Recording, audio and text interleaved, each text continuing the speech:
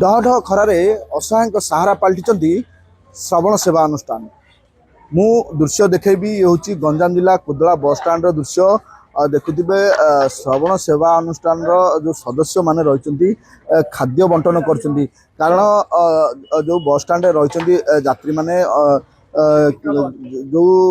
सरकार जो 5 टंकिया योजना रही आहार योजना से योजनार खाद्य जितेबाला लोकों पाखे पहुँची पारनी लोक सफिसीयंट मिल पारनी तार भितर श्रवण सेवा अनुष्ठान किछि दिन धरिकी वर्तमान खाद्य बंटन करुच्ची जो कोदला बस स्टाण्ड रही कोदला बस स्टाण्ड जो असहाय गरीब मान रही से खाद्य बंटन कर दृश्य देखुवे भात रही डाली रही सालड भी रही निहाती भाव श्रवण सेवा अनुष्ठान सदस्य माने रही सहित आलोचना करवा केबेठू ए प्रयास से माने करिसेंती काहेकि मन को आसला जे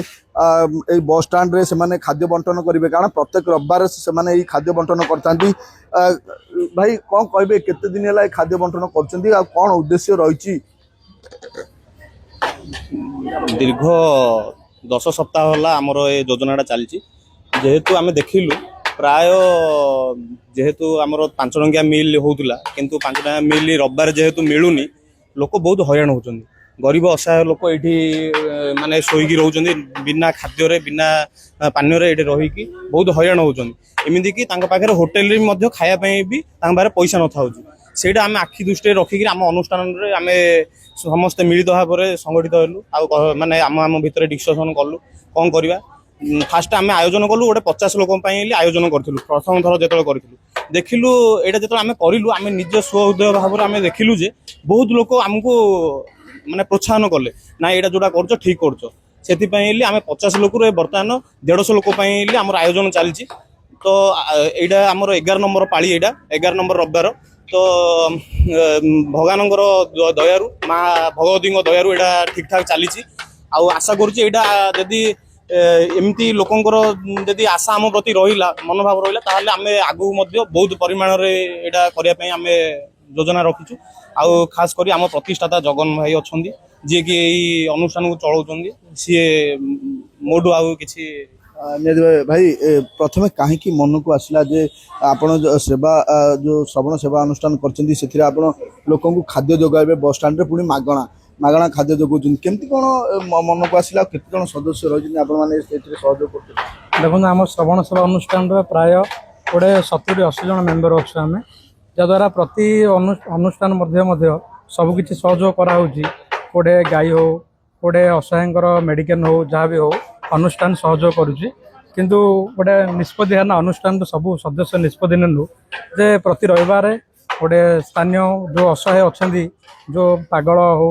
कि निराश्रय लोक मान हो जो बुलूँ से पाखे खाद्य नहीं पहुँचबू आ से अन्न प्रसाद देवाई आम स्थिर कर कौन कौन दौरान को माने रविवार केतल धरी नि रविवार भात डालमा सालाड दिहाना नेक्स्ट बार को भात डालमा केतल खटाट दिहब नेक्स्ट टाइम केतल पांपड़ दिहब केतल कौन दिहब एटा अनुष्ठान सब सदस्य निष्पत्ति नौ